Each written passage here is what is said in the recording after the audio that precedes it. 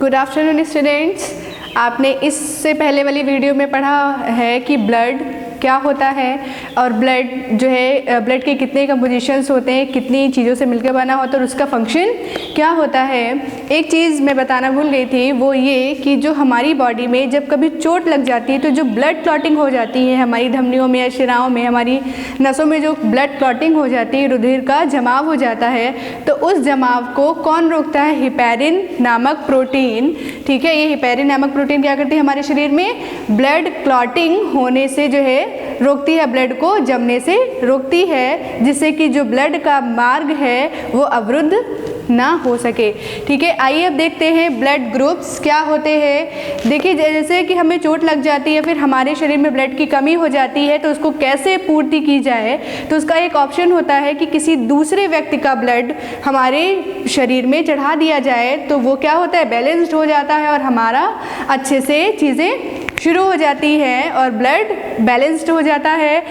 सबसे पहले blood group को किसने डिफाइन किया था? सबसे पहले खोज की थी कार्ल लैंडस्टीनर ने इन 1902। ठीक है, इन्होंने बताया कि 2 टाइप की प्रणालियों को, पहली ABO और दूसरी RS फैक्टर। ठीक है, इसको RS फैक्टर को विनर ने और कार्ल लैंडस्टीनर दोनों ने मिलके इसकी खोज करी और इन्होंने ये बताया कि जो ABO ब्लड जो प्रणाली है और जो RS फैक्टर है वो 2 टाइप के होते हैं, एक तो पॉजिटिव एक तो निगेटिव। ये सबसे पहले किस में देखा गया था?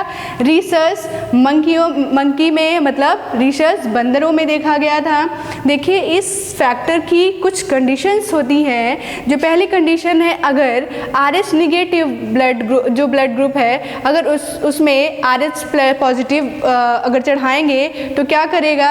वो कर लेगा, एक्सेप्ट कर लेगा। एंड सेकेंड, जो RS पॉजिटिव है वो RS पॉजिटिव को अगर चढ़ाया जाता है तो वो कर लेगा, और जो RS निगेटिव है और RS निगेटिव को अगर चढ़ाया जाता है तो क्या करता है? उसको एक्सेप्ट कर लेता है। लेकिन एक जो कंडीशन होती है, RS पॉजिटिव जिसका ब्लड है और RS निगेटिव को अगर चढ़ाया जाता है, तो अगर पहली बार में चढ़ाया जाएगा तब तो वो उसको एक्सेप्ट कर लेगा। ठीक है, लेकिन धीरे धीरे क्या करता है? एंटीबॉडीज़ बनाना शुरू कर देता है। किसके अपोजिट?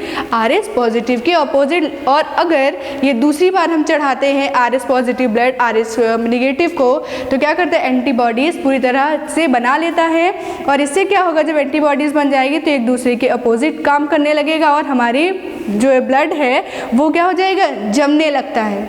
ठीक है, अगर किसी भी व्यक्ति का ब्लड ग्रुप कोई दूसरा है, अगर उससे मैच एंटीजन्स नहीं होते हैं, एंटीबॉडीज़ मैच नहीं होते हैं, तो क्या करते हैं? हमारे ब्लड में क्लॉटिंग शुरू हो जाएगी, रुधिर के थक्के जमने लगेंगे और मृत्यु हो जाती है। इसलिए कहा जाता है कि जिसका जो ब्लड ग्रुप है उससे मैच करके ब्लड ग्रुप चढ़ाना चाहिए। तो आइए देखते हैं कौन कौन से ब्लड ग्रुप होते हैं, किसको कौन सा ब्लड ग्रुप चढ़ाना चाहिए।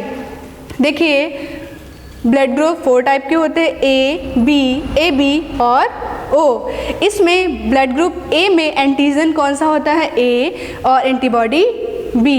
एंड ब्लड ग्रुप B में antigen B and antibodies A। ठीक है, AB ब्लड ग्रुप में एंटीजन्स A और B होते हैं और एंटीबॉडीज कोई भी नहीं होती है।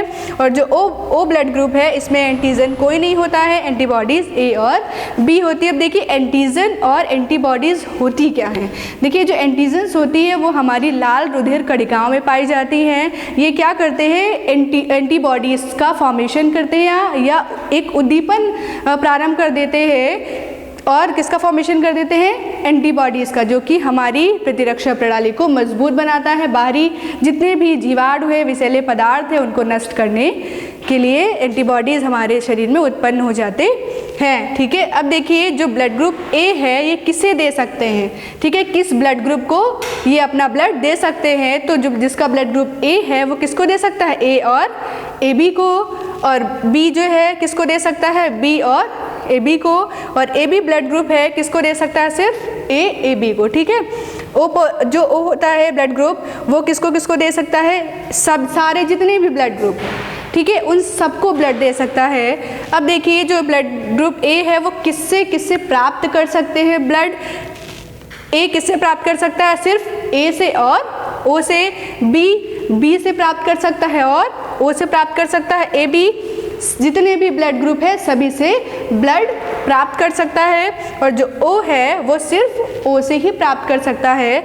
देखिए इसमें जो ए बी में एंटीबॉडीज़ नहीं होते हैं, इसलिए इसे क्या कहते हैं, यूनिवर्सल जो रिसीवर या रिसिपेंट कहते हैं, ठीक है। और जो ओ है वो क्या कहलाता है, यूनिवर्सल डोनर, ठीक है।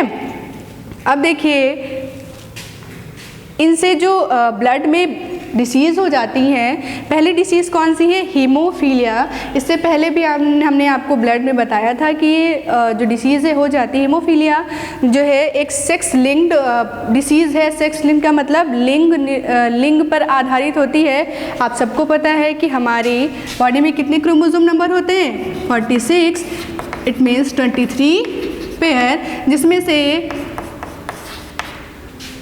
22 पेयर क्या होते हैं, 6 क्रोमोसोम, और 1 पेयर होता है जिसमें से 22 जो है पेयर होते हैं आपके अलिंग गुणसूत्र, और जो आपके 1 पेयर होता है वो लिंग गुणसूत्र होता है, इसे सेक्स लिंक्ड क्रोमोसोम कहते हैं। और ये जो इसका वाहक होता है या फिर जो ग्रसित होता है हीमोफीलिया रोग से, उसके एक्स जो है ना, जो सेक्स लिंक्ड है, मतलब कि जो लिंग को निर्धारित करता है उस वाले एक्स पे ये होता है, ठीक है। अब आइए देखते हैं कैसे निर्धारित होता है कि आगे आने वाली पीढ़ी में उनके बच्चों में कौन कौन सा ब्लड ग्रुप हो सकता है, ठीक है। जैसे मान लेते हैं कि किसी मेल का ब्लड ग्रुप ए है और फीमेल का ब्लड ग्रुप बी है, ठीक है। अब इनकी आगे आने वाली संतानों में ब्लड ग्रुप कौन कौन से होंगे। अब देखिए जो ब्लड ग्रुप की एक जीनी संरचना होती है जिससे निर्धारित होता है कि उनकी आने वाली पीढ़ी में कौन कौन सा ब्लड ग्रुप हो सकता है। तो ब्लड ग्रुप ए में कौन सा जीन पाया जाता है, आई ए और आई जीरो या ओ, आई बी या आई ओ, ये आई ए या आई बी, आई ओ, या इसमें लिख सकते हैं आई ए और आई ए, या आई बी या आई बी, ठीक है। ये समझ में आया, ये क्या है, जीनी संरचना है ब्लड ग्रुप की, ठीक है। तो कैसे हम इसे निकाल सकते हैं कि इनकी आने वाली पीढ़ी में या इनके बच्चों में ब्लड ग्रुप किस प्रकार का हो सकता है। देखिए आई ए को क्या लिख सकते हैं, आई ए और आई ओ, और बी को क्या लिख सकते हैं, आई बी और आई ओ। जब इनमें मियोसिस डिवीज़न होता है, ठीक है, तो फिर इसमें ब्लड ग्रुप इस प्रकार डिस्ट्रीब्यूट हो जाता है। आई ए और आई बी का क्रॉस हुआ तो आई ए और आई बी, इससे करवाया आई ए और आई ओ और आई बी, आई ओ और आई ओ।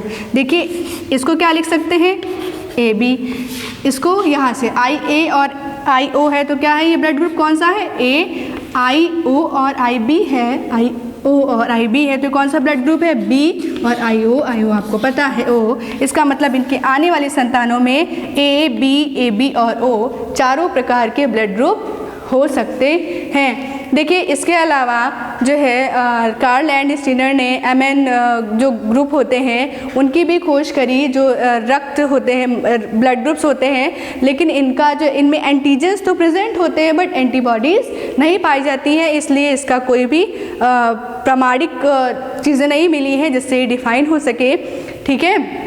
इतना तो समझ में आ गया होगा। अब देखिए हमारी बॉडी में लिम्फ होती है, लिम्फ कोशिकाएं, ये कैसी होती है, इनमें क्या होता है, आरबीसीज नहीं होती हैं, डब्ल्यूबीसी अधिक संख्या में होती है, इसलिए इनका कलर कैसा होता है, रंगहीन, मतलब ये कलरलेस होती हैं, ठीक है। और देखिए लास्ट टाइम पे मैं एक चक्रीय परिसंचरण और द्विचक्रीय परिसंचरण क्या होता है, ठीक है। एक चक्रीय परिसंचरण मछलियों में होता है, इसमें क्या होगा कि एक बार ही जो है ब्लड सिर्फ एक बार ही हृदय में जाता है और हृदय से बाहर निकल जाता है शुद्ध होकर, ठीक है। और द्विचक्रीय परिसंचरण में क्या होता है, इसमें एक तरफ से प्योर ब्लड हमारे पूरे शरीर में डिस्ट्रीब्यूट होता है, और दूसरी तरफ से हमारा इम्प्योर ब्लड मतलब अशुद्ध रुधिर जो है हृदय में प्रवेश करता है। तो इस प्रकार के चक्रण को क्या कहते हैं? द्विचक्रीय परिसंचरण। ठीक है, आपको मैं फिर से एक बार रिवाइज करवा दे रही हूँ। देखिए ब्लड ग्रुप्स कितने प्रकार के होते हैं? 4 टाइप के, ए बी, बी और ओ, जिसमें से जो यूनिवर्सल डोनर है ओ मतलब किसी भी ब्लड ग्रुप को वो दे सकता है, डोनेट कर सकता है। और ओ ब्लड ग्रुप किसी भी व्यक्ति ए हो या बी हो या ए बी हो या ओ हो, वो सभी को चढ़ाया जा सकता है। एक चीज़ और कि आपने सुना होगा कि क्या होता है कि अगर ब्लड ग्रुप मैच नहीं कर रहे हैं, है ना, अगर दूसरा ब्लड ग्रुप उस व्यक्ति को चढ़ा दिया जाता है, जैसे मान लेते हैं जैसे ए ब्लड ग्रुप है, ठीक है, इनको अगर बी चढ़ा दिया जाए तो क्या हो जाएगा? ए ब्लड ग्रुप का कोई व्यक्ति है, इनको जो है बी ब्लड ग्रुप है, अगर उनको चढ़ा दिया जाएगा उसी व्यक्ति को तो क्या हो जाएगा? उस व्यक्ति में रुधिर के थक्के जमने लगेंगे और उस रोगी की मृत्यु हो जाएगी। ठीक है, और ये जो है ब्लड की पूर्ति के लिए कई सारे ब्लड बैंक्स खुले हुए हैं। ये ब्लड बैंक का कार्य क्या है, इसका महत्व क्या है? देखिए हमारे जितनी भी आबादी है उनमें कहीं ना कहीं किसी कारणवश रुधिर जो है शरीर में कम पड़ जाता है, तो जिससे रुधिर या ब्लड बैंक होते हैं जो अपने आवश्यकता अनुसार ब्लड डोनेट कर सकते हैं, और जिन्हें चाहिए उन्हें क्या कर दिया जाता है? वहाँ से लेके उन्हें चढ़ा दिया जाता है, जिससे कई सारे लोगों की जान बच सकती है। और इसी प्रकार ये ब्लड ग्रुप्स होते हैं। ठीक है, थैंक यू क्लास।